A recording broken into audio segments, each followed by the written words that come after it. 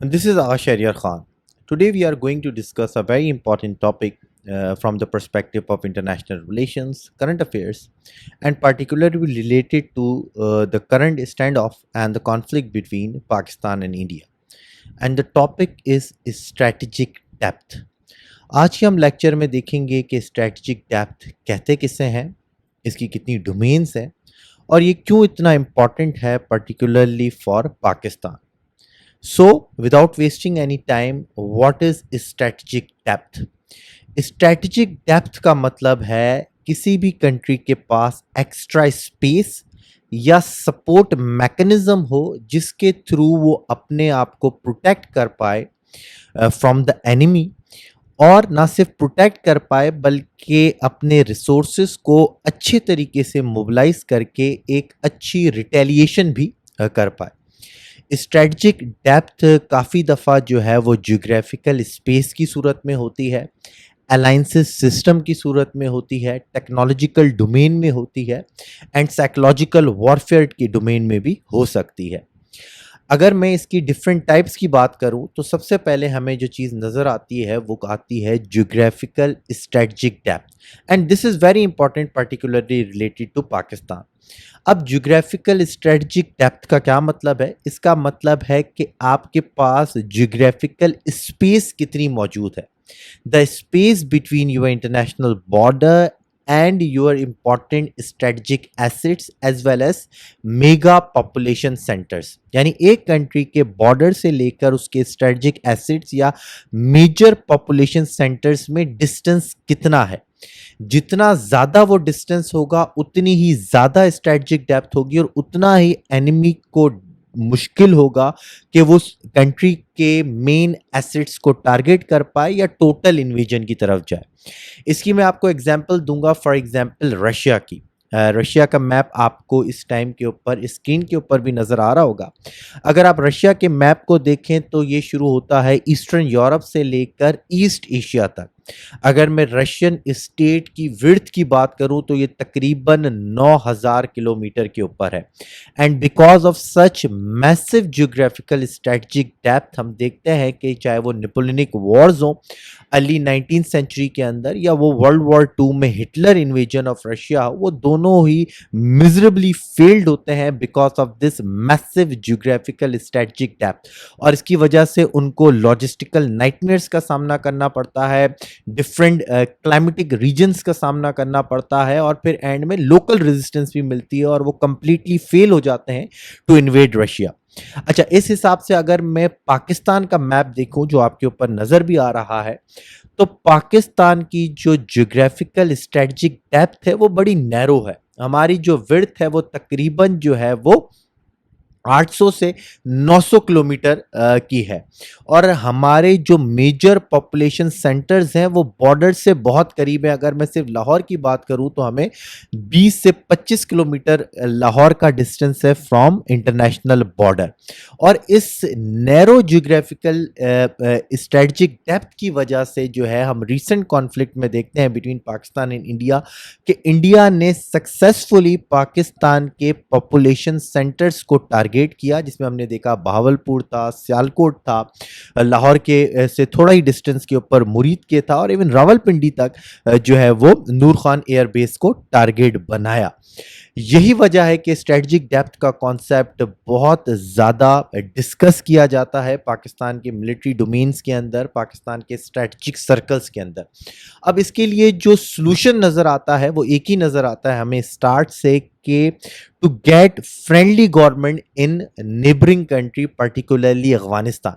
कि अगर पाकिस्तान को अपनी जियोग्राफिकल स्ट्रेटजिक डेप्थ को इंक्रीज करना है तो उसको अफगानिस्तान में एक फ्रेंडली गवर्नमेंट चाहिए ताकि in case of massive attack from our arch rival India हम अफगानिस्तान की टेरिटरी को यूज़ करें, वहाँ पर अपनी लीडरशिप को भी सिक्योर करें और जो है वो अपनी मिलिट्री को मोबिलाइज करके वहाँ से एक रिटेलिएशन की जाए.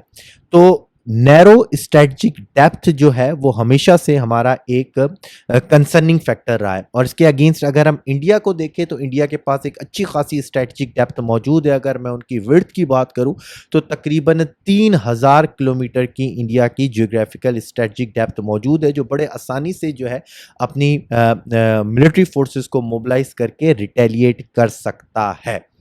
अच्छा जी, सेकंड डोमेन क्या है स्ट्रेटजिक डेप्थ की? That is political strategic depth. And what do I mean by political strategic depth? It means आपका अलायंस सिस्टम रीजन में कितना स्ट्रांग है, आपके कितने कंट्रीज ऐसे हैं रीजन के अंदर जो जिसके साथ आपके फ्रेंडली रिलेशंस हैं। हमेशा कहा जाता है कि it is better to have a friendly nation in a region than region से बाहर आपका जो है वो एक बहुत अच्छा एलाय हो। अगर हम साउथ एशिया रीजन की बात करें तो पाकिस्तान के इस टाइम के ऊपर चाइना के साथ भी अच्छे रिलेशंस हैं, बांग्लादेश के साथ भी अच्छे रिलेशंस हैं, इवन अफगानिस्तान के साथ भी इस टाइम के ऊपर थोड़े से अच्छे नहीं है, but as compared to the previous regime बेहतर रिलेशंस हैं।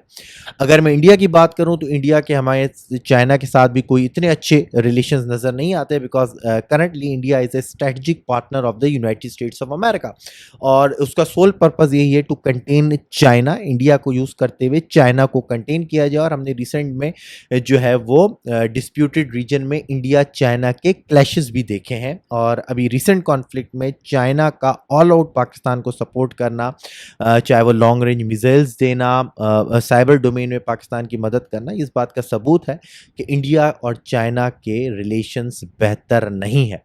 And after the change of regime in Bangladesh, Bangladesh का भी जो टिल्ट है वो ज़्यादा पाकिस्तान की तरफ से है। And after the arrival of Taliban government in Afghanistan, आपने देखा कि बड़ा क्रिटिसाइज किया इंडिया ने अफगानिस्तान को। तो इस टाइम के ऊपर रीजन में पाकिस्तान की स्ट्रेटेजिक पॉलिटिकल स्ट्रेटजिक डेप्थ जो है वो इंडिया से बेहतर है, और यही वजह है कि इस कॉन्फ्लिक्ट में उस चीज़ ने बड़े अच्छे तरीके से अपना रोल प्ले किया, चाहे वो चाइना की सपोर्ट हो या बांग्लादेश की तरफ से उनके रिटायर्ड मिलिट्री पर्सनल का स्टेटमेंट हो, या अफगानिस्तान की तरफ से जो है वो वेस्टर्न बॉर्डर को हॉट ना करना हो जब पाकिस्तान की पूरी कंसंट्रेशन ईस्टर्न बॉर्डर के ऊपर थी। ये इस बात का सबूत है कि हमारी पॉलिटिकल स्ट्रेटजिक डेप्थ इस कॉन्फ्लिक्ट में इंडिया से बेहतर है। थर्ड डोमेन जो है यहां पर वो है जी हमारे पास रिसोर्स स्ट्रेटजिक डेप्थ, जो इकोनॉमिक डोमेन भी कहलाता है। अब इससे क्या मतलब है? इसका मतलब यह है कि आपके पास इंडस्ट्रियल कैपेसिटी कितनी मौजूद है, इकोनॉमिक रिसोर्सेज कितने मौजूद है, और आपकी ट्रेड जो है वो वेरियस कंट्रीज के साथ किस तरह की है, जिसके थ्रू आप जो है कॉन्फ्लिक्ट में अपनी मर्जी का गोल अचीव कर सकते हैं। अब इसकी दो कंट्रीज से मैं आपको एग्जांपल दे सकता हूं। पहला तो है जी यूनाइटेड स्टेट्स ऑफ अमेरिका। आपने देखा because of the economic might of United states of America उसने वियतनाम की एक प्रोलॉन्ग वॉर को सस्टेन किया, और फिर अफगानिस्तान में भी 20 साल जो है वो तालिबान के अगेंस्ट जंग करता रहा। दूसरी एग्जांपल है जी चाइना। अब चाइना की ट्रेड, बायलैटरल ट्रेड की वजह से and it's massive belt and road initiatives की वजह से देखें इस टाइम के ऊपर कोई भी कंट्री चाइना के साथ काइनेटिक वॉर सस्टेन कर ही नहीं सकता। फॉर एग्जांपल यूएस और चाइना की तकरीबन 800 से लेकर 900 बिलियन डॉलर्स की ट्रेड है। अगर यूएस चाइना के साथ काइनेटिक वॉर करता है इस टाइम के ऊपर तो उनकी अपनी इकोनॉमी भी जो है वो कॉम्प्रोमाइज हो जाएगी। फॉर इंस्टेंस जो उनकी बिलियन डॉलर इंडस्ट्री है एप्पल, उनकी सबसे ज़्यादा मैन्युफैक्चरिंग चाइना में होती है। टेस्ला जो जाइंट है उसकी बैटरी का सबसे बड़ा प्लांट चाइना में। Same is the case with belt and road initiative को अगर आप देखें तो वो जो प्रोजेक्ट है it is an ambitious project which covers almost 60 countries. तो चाइना की अपनी सिक्योरिटी, इकोनॉमी, उनका नेशनल इंटरेस्ट उन्होंने अलाइन कर दिया है इन कंट्रीज के साथ। तो अगर चाइना की सिक्योरिटी या इंटरेस्ट हर्ट होते हैं तो उन कंट्रीज का भी इंटरेस्ट हर्ट होता है, यानी वो countries at the end Chinese support में आपको नजर आएंगे। कहने का मकसद यह है कि किस तरीके से आपने ट्रेड को, इन्वेस्टमेंट को, इंडस्ट्रीज को एक स्ट्रेटजिक डेप्थ बनाया हुआ है ताकि वो कॉन्फ्लिक्ट की सूरत में आपके मदद आए। Last but not the least जो कि एक इमर्जिंग कॉन्सेप्ट है that is psychological strategic domain, या जिसको आप इंफॉर्मेशन स्ट्रेटजिक डेप्थ भी कह सकते हैं। इससे क्या मतलब है? इसका मतलब है कि ड्यूरिंग द कॉन्फ्लिक्ट या बिफोर द कॉन्फ्लिक्ट आप अपने मासेस की साइकोलॉजिकल इंजीनियरिंग थ्रू इंफॉर्मेशन किस तरीके से कर रहे हैं कि वो क्रिटिकल जंक्चर के ऊपर आपकी मासेस की सपोर्ट जो है आपकी मिलिट्री फोर्सेस के साथ वो बनी रहे, ठीक है। और आप एनिमी की मासेस की किस तरीके से साइकोलॉजिकल इंजीनियरिंग कर रहे हैं कि वो अपने ही नेशनल इंटरेस्ट को क्वेश्चन करने लग जाए। अब इसका ये मतलब नहीं है कि आप फेक न्यूज़ और प्रोपेगेंडा करना शुरू कर दें जिस तरह के इंडियन मीडिया ने किया रीसेंट कॉन्फ्लिक्ट में, और उसका जो इम्पैक्ट आया वो उनके लिए हार्मफुल था क्योंकि उनके लोगों की अपने ही इंस्टीट्यूशंस की मैसेजिंग के ऊपर कॉन्फिडेंस ख़त्म हो गया। ऑन द अदर हैंड अगर हम पाकिस्तान की बात करें तो आईएसपीआर ने जिस तरह का रोल प्ले किया, एक प्रिसाइज क्लियर प्रोफेशनलिज्म के थ्रू जो मैसेजिंग की गई, इससे पाकिस्तान की पब्लिक का एक तो मोराल भी बूस्ट हुआ और अपनी आर्म फोर्सेस के ऊपर कॉन्फिडेंस भी जो है वो बना रहा कि ये जो बात कर रहे हैं उनके अंदर वाकई ही वजन है और हमारी सपोर्ट उनके साथ बरकरार है।